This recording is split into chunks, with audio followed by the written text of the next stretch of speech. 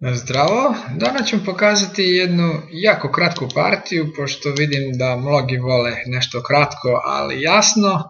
I u današnjoj partiji moći ćete da vidite otvaranje koje se zove Lazardov Gambit, kada crni igra E5 i svakako u ovoj partiji beli je prihvatio. Uzeo tog pešaka, došlo je do igranja skakačem na polju G4 i posle toga je beli razvio skakača na F3. Crni igra lovcem E7. Zatim beli igra H3. Pokušaj da se oslobodi ovog skakača. Šta mislite, da li je ovo bio dobar potez? Pa prosuditi sami. Posle ovog poteza crni se vraća na polje H6. Izvinite, greška. On igra na polje E3. Skakač E3, napad na damu.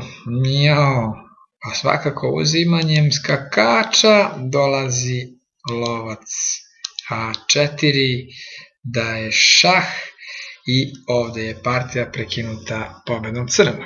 Zašto je prekinuta pobedom crnog? Pa da, zato što skakač uzima lovca, ali nakon njega dolazi dama, daje ponovni šah i vidite jedinu odbranu pešakom, ali to je za kratko, pošto posle toga dolazi dama na G3 i daje mat. Videli ste ovu šahovsku minijaturu, nadam se da vam se svidela, ja vas puno pozdravljam.